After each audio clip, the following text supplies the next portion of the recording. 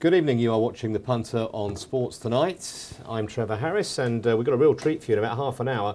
Spencer Oliver, the former European bantamweight boxing champion, will be here to talk about a massive weekend of boxing, two huge fights on either side of the Atlantic. But first, we're going to talk football, appropriately in the company of Chris Graham. I say appropriately, Chris, because unless our viewers have been on the moon, they'll have heard that Rangers, or Newco Rangers, whatever you want to call them, have this afternoon been put into the third division in Scotland.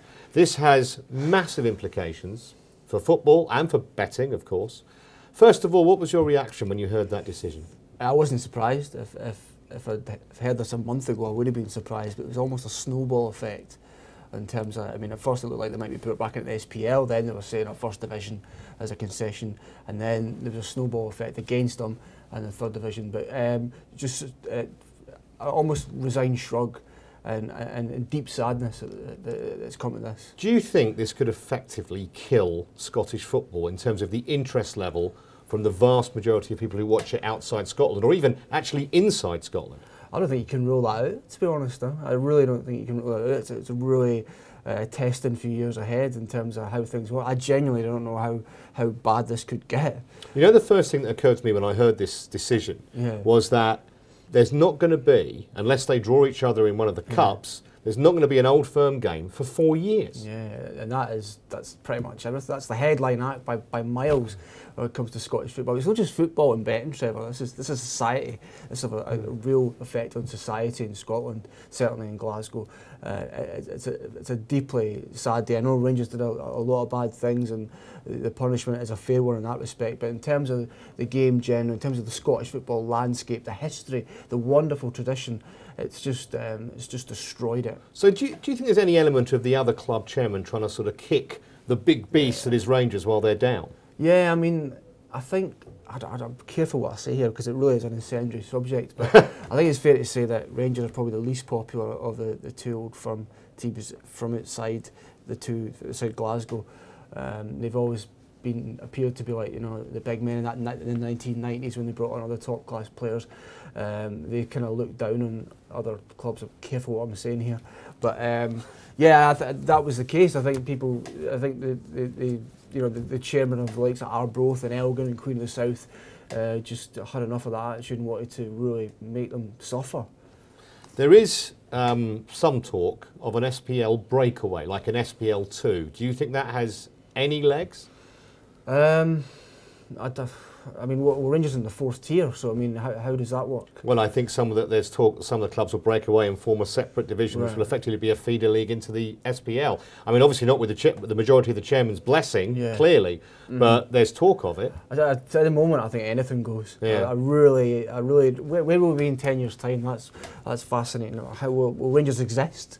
Do you think Rangers will fast track in successive seasons from the third tier up back into the Premier League or not? The natural reaction is to say yes. I mean, Livingston did something similar. They got back up to the first division. But I just wonder who's got to hang around at Ibrox? These players, some international players want to play against like East Stirling and Alloa and stuff like that. And the crowd, these clubs sometimes get crowds of a few hundred. I mean, how's it going to be with thousands of Rangers fans trying to turn up into a shoehorned into a small? It's not going to work. It's going to be a nightmare security-wise as much as anything else. It's a freak show. It's just extraordinary. I mean, you know, Rangers generally at 45 to 50,000 gates every week. You know, who's got to be travelling? Who's got to turn up to watch Albion Rovers? I mean, and the other thing, of course, is as far as I can see, it renders betting on the outright SPL and the outright on the third division completely and utterly void because the two favourites are going to be massive odds on. It's not a competitive market. And the bookmakers are going to suffer as well, you know, here. They will in terms of Old Firm revenue for the Old Firm, and I guess they'll have to reinvent the SPL in terms of without the Celtic market, you know, which is a wee bit popular as it is. But I'd love to see Hearts or Dundee United really push Celtic next season and dispel this reasonable assumption. Well, you get good odds, Chris, if you want to back them. Let's have a look at the prices currently as they stand in the SPL. I said massive odds on, 1 to 25. So basically, you put down 100 quid to win £4. Not my kind of bet. No. It's almost like you've always got to treat it like a forecast, haven't you? Who's going to come second? Unless you're going to astound me and tip up a team other than Celtic to win it on the outrights. Well, I mean, Hearts went close twice in the last 15 years, 1998 and then in 2006 they finished above Rangers both those times, but it's asking a lot, and it's unrealistic to sit here and tip them up at 28 to 1, but Celtic fans didn't want this either. I mean, it's just you know, a lot of them are rejoicing today the news of their hated rivals, but they you know, they need each other as well. It's like Vera and Jack Duckworth in Coronation Street. Always seem to hate each other, but really needed each other deep down. Yeah, because it's almost going to become like an irrelevant season in the SPL. I mean, if Celtic are 20 points clear at Christmas time or something, I mean, the interest is going to die completely. Of course it will. I mean, it's deeply worrying. I just hope that one of them put up a challenge. Celtic maybe took their foot off the pedal, and I really hope, please God, it doesn't affect the Scottish national team. All right, well, let's move south of the border, because I can tell you're getting distressed talking about all things Scottish. Yeah. Let's talk about the vacancy at Nottingham Forest. It's come about, of course, because Steve Cotterill was sacked by the new Kuwaiti owners at the City Ground. A move for Glenn Hoddle today is now coming to favouritism for this job, which I find slightly odd, but maybe you can see some logic in it. I can't. No. Very unsexy appointment, wouldn't it be, Glenn Hoddle?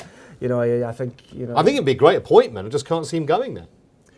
I think, well, I think he didn't do well at Wolves, did he? His last job, 2004 to 2006, didn't really do well. I think his stock fell quite a lot after that. And then he's been in Spain, hasn't he, doing some project. He runs an academy, yeah. Runs an academy for people, for footballers who were rejected. It's kind of a second chance. Yeah. So yeah, I think that's what he's been up to. Yeah, he's a big name. He's had a great career. He's a decent start to his managerial career at Swindon and Chelsea, and of course at England. And at England, yeah. England, of course. But I think his stocks fell a wee bit. I don't think there'll be much rejoicing amongst Notts Forest fans if he gets the job, personally. Let's have a look at the market then as it stands. I mentioned that Hoddle has assumed favouritism. 9 to 4 is pretty short, narrowly from Mick McCarthy, another former Wolves manager, of course. Yeah. Darren Ferguson, son of, 9 to 2. Roy Keane at 6s. I mean, Roy Keane would be a bit of a gamble after the shambles of his previous incumbency as a coach. I actually like him here in the betting. I really do. Do you really? My reasons are quite simple. These guys who've moved into Forest seem like the kind of guys who've got big egos, who want a sort of a big name, if you like. And you know, Keane, okay, you know, Ipswich was a disaster, but you know, he did all right first half at his time at Sunderland, got them into the Premier League. And then it went wrong from there. But Keane's a big name. He's you know, there's an aura about the guy. You know, even when he's on a punditry and you know, television companies, there's a real aura about him. And you can imagine these owners wanting a name like that to fill the position. And of course, he was an ex-Notts Forest player because he played in the 1991 FA Cup final for them. They've got to decide soon. I mean, the new season starts in 4 or 5 weeks' time. 4 or 5. Yeah, I know. I'll make McCarthy, you know, a logical choice at the top of the. If I was a Forest fan, I'd want McCarthy, somebody who, you know, can get his hands dirty, get you up to the Premier League, and a no nonsense approach. So if I was a Forest fan, I'd be happy for Mick McCarthy to get the post. Well, we'll keep you informed, of course, as soon as we get news as to who's going to be the new Forest boss. One player who won't be going to Forest is Michael Owen, who says he'll only go to a Premier League club or to a high-profile club abroad. But so far, Chris, the only club that we genuinely know of, the only club that's made it kind of semi-public that they've bid for him in the Premier League, is Stoke City. Interesting. He didn't quite fit the Stoke mould for me. Not at all. It's very much a square peg in a round hole, or a small peg in a big hole, if that makes sense. As I'm getting a wee bit worried for wee Michael. I was following him on Twitter last night, and I saw his tweets come through, and I could tell he's getting his tone. He's getting a bit desperate, you know. He said something really patronising about the Championship, which made me laugh aloud, made me lol. It was I wouldn't like that type of football or something. I think a lot of people challenged him. Why didn't you get to play in the Championship? And he was so derisory about it. Should have been at St Mary's or the Medeski last season to see some good football. Here are the odds, Chris. Here are the odds for Michael Owen's next club, Stoke. Big odds on 1 to 4, as I say, mainly because no one else seems that interested in signing him. 6 to 1 about Villa, 8 to 1 Everton. That'd be interesting, wouldn't it? Yeah. We went to the other half of Merseyside. And, well, I think we can discount from what he said, Cardiff, Blackburn, Blackpool and Chester. Chester's just in there as a bit of a bookmaker's giggle, I think. I guess it's near the racecourse, which might suit him. And it's not far from Anfield, I suppose. But, yeah, I mean, it appears as though it's Stoke or nothing. I think the problem with Michael Owen is he's only 32. I say only. I mean, there are strikers that perform at the top level at that age. But his game is so built around pace. Yeah, it is, I know. And because of we know all about the hamstring injuries he's had, he's clearly not as quick as he was 5, 6, 7 years ago. It would be impossible if he was, really. I mean, we saw Henry even get slower, but from a higher sort of vantage point. I just can't see him being effective in terms of 20 goals a season scenario. Yeah, I do worry for him. I wouldn't be shocked if he was retired this time next year. Looking at those odds, it's a bit desperate. I mean, Everton would be a natural choice, but I don't see why Everton would want him. But I did hear that there was a wee bit of interest at Everton 8-1. I haven't heard anything about Aston Villa. He's not for me a Paul Lambert type signing. No. Stoke, we've heard about Stoke, but like you, I can't really quite see how he'd fit in there. Well, he's not of the Peter Crouch mould, and that Peter Crouch always struck me as the kind of striker that Pulis likes. Yeah, I know, and up and at him. And Jones the same. I mean, he likes these big strikers. Yeah, like Andy Carroll would be perfect for Stoke, wouldn't he? But no, I think it's looking a wee bit worrying for Michael. I just put Wigan down here because he kind of fits that mould. It's northwest. He could be the new Roddy Yeager. Yeah, they need one. Huh? It's in the Premier League, but Michael, you might have to look at the Championship, mate. All right. We'll see. He says definitely not, but we'll be the first footballer to change his mind. We're going to have a bit of fun with you now. We've been looking through the markets for the outright winners of the 5 main leagues in England, so the Premier League, Championship, League 1, League 2 and the Conference. I've just been working out some odds as to what the accumulator would pay, because a lot of football punters this time of year start thinking about their ACCAs. So first thing we're going to show, Chris, is that if you put the 5 favourites for these 5 respective divisions into an accumulator, what that would pay and who the teams are, actually, which is just as interesting. And here's the result. Here's the favourites ACCA. So the Premier League, Manchester City, Leicester City in the Championship, 6-1 about Sheffield United in League 1, Rotherham are 18-5 in League 2, and Luton, who narrowly failed to come up last year from the conference, the tip in the conference this season, or season to come. This is for £1 stake, by the way, £817. Not bad at all. I can kind of see the logic in some of those sides that they make favourites. Manchester City, obviously. Luton, obviously. Sheffield United also came close last year. Leicester's an interesting pick because they were well punted last season and turned out to be a complete disaster. They went off at 11-2 last year and got off to a terrible start. Sven Eriksson, of course, was in charge at the start. I think they were bottom 8, I think, when he got the bullet in November, December. Nigel Pearson's come in since, and he's the kind of guy you want in this situation. But for me, favourites, not in your Nelly, no 15. All right, well, let's have a look at the man in the know, i.e. your accumulator. So we're going to need to justify these selections, Chris. Right. And you have opposed Manchester City with the other half of the city. Why have you done that? Yeah, I just firstly start by saying it's July the 13th. I just got told an hour before we started, went on air, that I have to pick this. So this could change in the next 3 weeks, but at the moment, this is how I'm feeling on July the 13th. Man United, because they were so close to winning last year. Right. This is probably the biggest price they've been in many years. 35 pre-season. Right off Sir Alex Ferguson, ex-Rangers player at your mercy. Brighton. Peril, rather. 35. Brighton, progressive club. Good year last year. I think they finished 9th, 10th. Yeah. Money there. They've just brought in Wayne Bridge, which is interesting. A lovely city as well. It's a team on the up in every sense, culturally and in football. 18-1.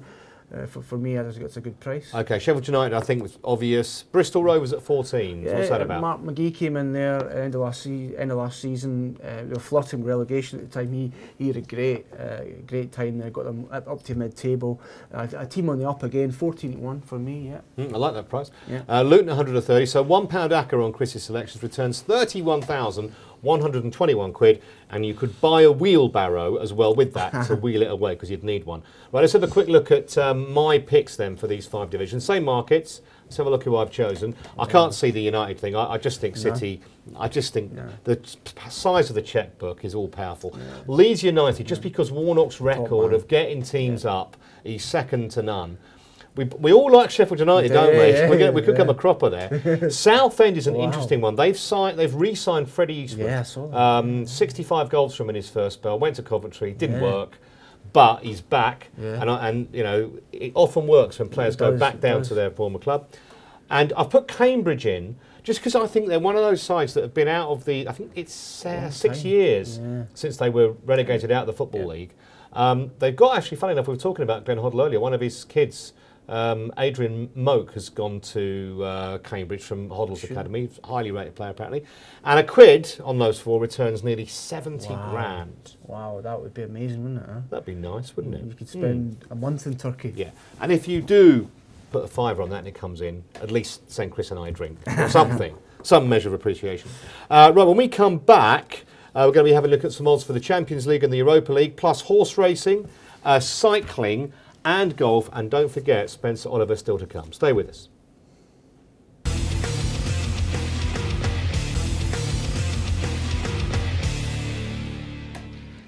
Welcome back. You're watching The Punter on Sports Tonight. Coming up in this part, we'll have some cycling, some horse racing and a bit of golf. But we're going to carry on the football theme just for a moment. Talk about the Champions League, Chris, because the odds are out. I don't think many foresaw Chelsea last season winning it. No chance. I don't know how they did it still, but they did. It's the usual suspects at the top of the market, the likes of Barcelona, Real Madrid, and of course Manchester City. Really interested in how they'll go this season after bombing out in the group stages last season. Yeah, I think they're third favourites, aren't they? Which is extraordinary. Just looking at that, you know, just seeing Manchester City so high up in the odds list. Yeah, the disappointing year last year. Mancini's yet to crack that, isn't he? Didn't he really do that well at Inter? I think absolutely. That's one of the reasons he was sacked because of poor performances in Europe. So have a look at the prices. They are third favourites, as you just said, 15-2, behind Barca and Real, the 2 big Spanish clubs.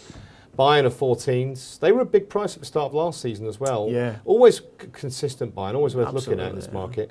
Same price as United. I mean, they've never been that big, I don't think. Yeah. Chelsea 16s for a repeat. I honestly can't see it. No. PSG, the other interesting ones, of course, spending money like it's water. Ibrahimovic has gone there. Yeah, Thiago Silva as well. Thiago Silva. So that news broke last night. Big news, and obviously they've got a whole heap of money, it seems.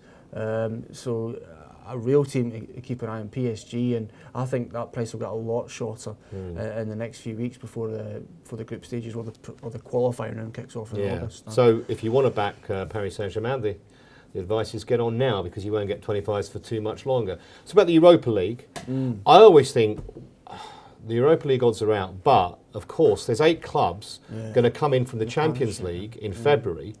So I mean, why would you get involved now? I never do. Why would you get involved? Full stop. It's a dreadful competition. Let's be honest, But just looking at it's nice to see Spurs in there.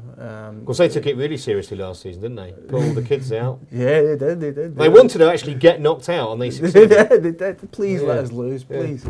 It'll be interesting to see how Villas-Boas approaches it after his winning it with Porto. Well, he did, and he said a couple of days ago that his aim this season is that Spurs win the league. So I know whether he's charting success on 2 fronts. He's amazing. He's so confident, isn't he? He's so brash. Let's have a look at the prices here, Chris. I mean, they don't know, do they, the layers? That's why it's 14-1, the field. I mean, Atletico, the reigning champ, the holders, obviously, Inter, Spurs. I just wouldn't back Spurs at all. I mean, who knows? Anzi's the other one, of course, this big spending Russian club. Bilbao, who were lost in the final last year, Lyon and Marseille. It's an absolute minefield. I wouldn't even get involved until the Champions League clubs come in. Liverpool 16-1. Oh yuck! That makes no appeal at all. It's far too short. I'll tell you one I did look at just outside the list. Napoli. Okay. 25-1 Napoli. They're consistently one of the best teams in Italy these days. 6th 2 years ago. They finished 3rd last year. 5th last season. 3rd the year before that. Unlucky to lose to Chelsea, of course. Lavezzi and Cavani are their 2 main. I think has Lavezzi gone to PSG today? That's right, he's got a PSG. Yeah, I mean they're going to have a hell of an assortment of players, but of course we know it's not just about that. He's got to mould them. But I suppose Ancelotti has as good a chance as anyone. He's a great coach. He did it with Chelsea, didn't he? He did. Or the superstars. Till they sacked him. Then got the sack. Yeah, there we Here's the door. Yes, who would be a football manager? Well, I would because of the money. But right, horse racing, July Cup. Big race coming up at Newmarket. Yes. The problem for punters, Chris, is that the weather, bad weather up to now, not good forecast tomorrow. The ground is going to be soft, maybe heavy, And the form lines go out the window for a lot of these entries. It's just ruining the whole season. It's really ruining the whole season. It's desperately. Well, I've got a Barbie tomorrow, and that's threatened as well. I've got a wedding in Berkshire. There we go. It's just I really hope the weather stays away for Pete and Katie's sake, the bride and groom. Anyway, we're deviating. July Cup tomorrow. I've just it's one of the top sprints of the whole calendar. But you're right, the ground is absolutely key here. So look at the odds. Bated Breath, probably the best horse in the field, you would think. Hortensia obviously has a lot of potential, and the one I'm quite. A strong suit. If this had been on sort of firm ground, I'd have really fancied, but not on the ground. Not on the ground. And I don't think he'll run. I was listening to Richard Hannon Jr. Yesterday on Channel 4 Racing, and they say they withdraw him if it gets too. So if it's heavy, there's no way he's running. Bated Breath, you're right, probably the best British sprinter this year. Finished second in the King's Stand. Hortensia was unlucky at Royal Ascot. He just got worked up in the stalls. That's an interesting one at 9-1. I've gone for Librano if it's still running. I think it's about 16-1. Again, trained by the Hannons. Fourth in last year's July Cup. It's won a Group 3 since, and it's won over course and distance. Won I think it was the Cathedral Stakes at Newmarket last time. So Librano at 16-1. Don't kill me if it comes. Well, I'm also going for one that's not on our caption. I'm going for Alkimos. It's the Godolphin horse who ran well at Royal Ascot. So we'll see on Monday who's got the bragging rights there.